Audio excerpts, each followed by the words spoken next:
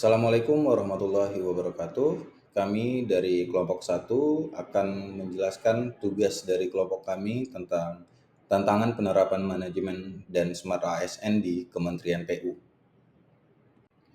Kami di kelompok satu ada Noval, Agung, Mahfuz, saya sendiri Syafiq, dan Alia.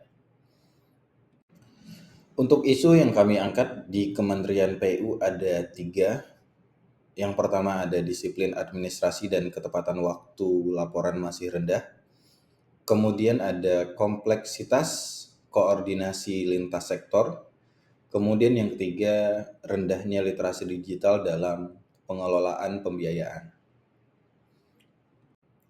Untuk identifikasi isu yang pertama yaitu disiplin administrasi dan ketepatan waktu laporan masih rendah. Kami menemukan fakta bahwa pada saat Kementerian PU bekerja sama dengan kementerian atau lembaga, Pemda, BUMN, maupun swasta, koordinasi sering memerlukan waktu panjang karena perbedaan regulasi, standar data, dan prioritas. Kemudian forum rapat lintas sektor sering tidak efektif, yang membuat pada akhirnya keputusan sering tertunda. Hal ini kemudian berdampak pada kualitas laporan yang menurun, yang mempengaruhi akurasi pengambilan keputusan.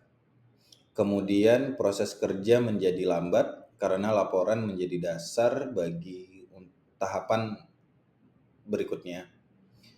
Kemudian menurunnya citra profesionalisme ASN di mata pimpinan dan keterkaitannya dengan manajemen ASN dan smart ASN adalah untuk manajemen ASN, aspek disiplin kerja, kinerja, serta akuntabilitas individu ASN. Jika tidak tertib administrasi, sistem merit tidak bisa berjalan secara optimal.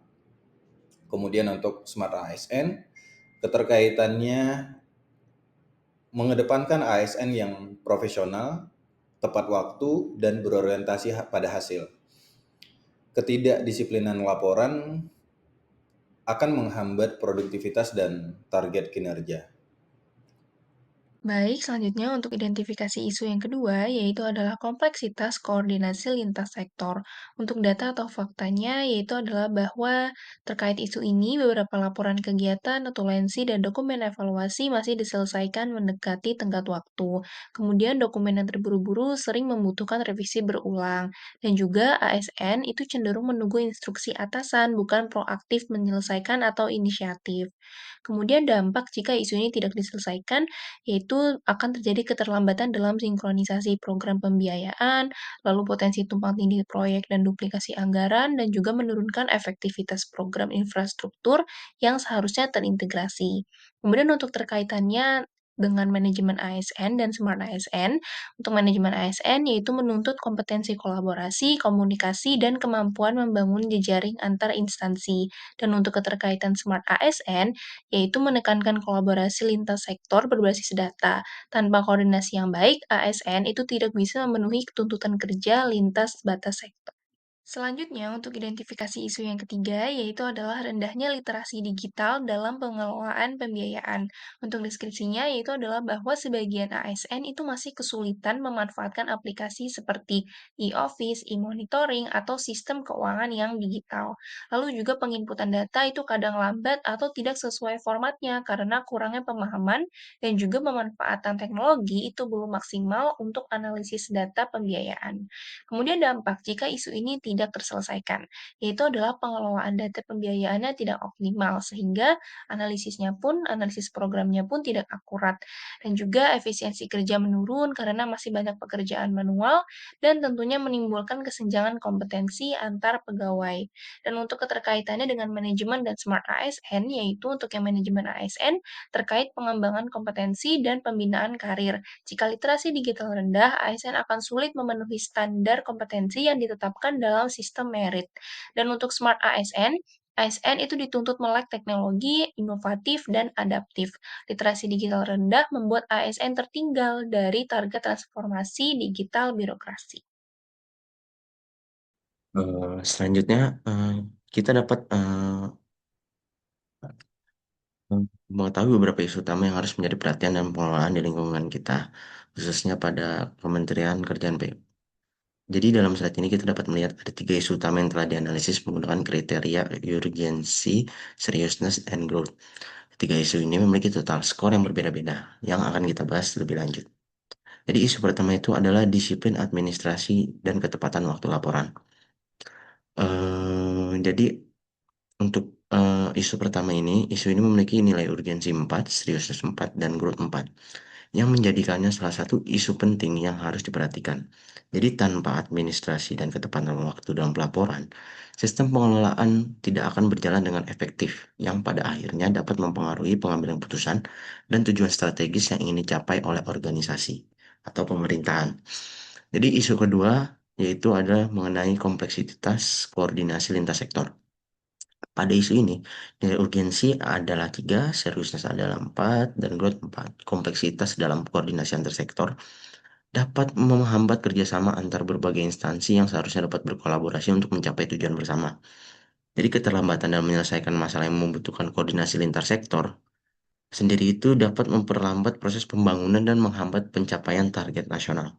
Dan isu yang terakhir, yang ketiga adalah rendahnya literasi digital dalam pengelolaan pembiayaan, yang mendapatkan skor urgensi 4, seriousness 4, dan growth 4, dengan total nilai tertinggi yaitu 12. Ini adalah isu yang sangat mendesak dan penting untuk segera ditangani dengan rendah. Jadi dengan rendahnya tingkat literasi digital dan pengelolaan pembiayaan, banyak potensi yang hilang dan seringkali terjadi pemborosan sumber daya serta pengambilan keputusan yang tidak tepat. Untuk itu, upaya peningkatan literasi digital harus menjadi prioritas, terutama dalam mendukung implementasi kebijakan pemerintahan yang lebih efisien dan transparan. Jadi dari ketiga isu ini, kelompok kami mengambil isu ketiga yaitu literasi digital dalam rendahnya literasi digital dalam pengelolaan pembayaran. Jadi mengapa isu ini sangat penting dan krusial? Sebab di era digital seperti sekarang, hampir semua sektor sangat bergantung pada teknologi informasi. Dan tanpa keterampilan digital yang memadai, pegawai pemerintahan akan kesulitan mengolah data, memproses informasi secara cepat, dan membuat keputusan yang berbasis data. Selain itu, peningkatan literasi digital juga dapat membuka peluang untuk inovasi dalam cara kita mengelola dan memanfaatkan anggaran publik yang pada gilirannya dapat meningkatkan efisiensi serta transparansi. Selanjutnya akan dilanjutkan oleh. Terima kasih Mas Agung atas penjelasannya. Di sini saya akan menjelaskan fishbone diagram dari masalah rendahnya literasi digital dalam pengelolaan pembiayaan. Ada 4 aspek, yaitu man, method, material, environment. Untuk man, yaitu belum semua ASN memiliki keterampilan digital yang memadai. Lalu, minimnya pelatihan terkait pemanfaatan di teknologi digital. Untuk method sendiri, yaitu SOP penggunaan aplikasi belum terlalu jelas dan tidak adanya mekanisme mentoring antar pegawai. Untuk material, panduan penggunaan aplikasi masih terbatas, dan infrastruktur jaringan sistem kadang tidak stabil. Untuk yang terakhir dari environment, budaya kerja digital belum sepenuhnya terbentuk, lalu dukungan manajemen untuk mendorong inovasi digital masih belum maksimal. Kemudian tahapan terakhir yaitu memberikan rekomendasi solusi dengan mengetahui akar permasalahan pada isu yang telah terpilih tadi. Dari kesempatan ini saya merekomendasikan 4 solusi, yaitu pengembangan kompetensi ASN berupa pelatihan literasi digital secara berkala atau bisa berupa workshop singkat dan praktis untuk kebutuhan sehari-hari. Kemudian solusi yang kedua yaitu pendampingan dan mentoring internal. Hal ini dapat dilakukan dengan membentuk digital champion dari ASN yang mahir berupa pendampingan terhadap rekan kerja yang lain. Kemudian membuat kelompok belajar untuk saling belajar satu sama lain. Kemudian solusi yang ketiga yaitu penyusunan panduan digital, dapat berupa pembuatan SOP sederhana, kemudian video tutorial singkat tentang penggunaan aplikasi.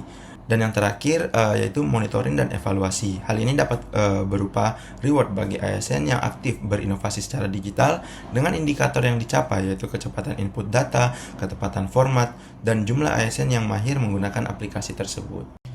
Dari hasil analisis isu yang kami lakukan, kami menyadari bahwa keberhasilan seorang ASN tidak hanya diukur dari kemampuan teknis, tapi juga bagaimana membangun budaya kerja yang disiplin, kolaboratif, dan adaptif terhadap digitalisasi, khususnya dalam hal literasi digital. Literasi digital menjadi isu prioritas karena tanpa kemampuan ini, seorang ASN akan kesulitan bekerja secara cepat, tepat, dan akurat. Padahal tuntutan birokrasi modern menekankan pelayanan publik yang efisien, transparan, dan berbasis data.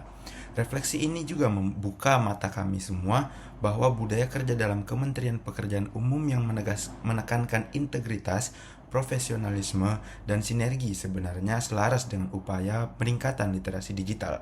Penguasaan teknologi bukan hanya soal kecakapan teknis, tapi juga bagaimana dari komitmen kita sebagai seorang ASN untuk memberikan pelayanan yang lebih baik, menjaga akuntabilitas, dan memperkuat kolaborasi. Sebagai ASN muda, kami juga berkomitmen akan terus mengembangkan kemampuan digital, memanfaatkan aplikasi dan sistem informasi yang ada, serta membiasakan diri bekerja dengan cara yang lebih modern.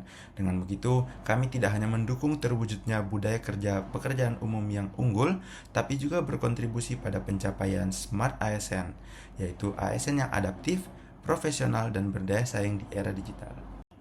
Sekian penjelasan dan presentasi dari kelompok kami terkait tantangan penerapan manajemen dan Smart ASN di Kementerian PU. Dengan mengangkat tema yaitu budaya kerja PU, mendukung insan PU mengimplementasikan literasi digital Smart ASN.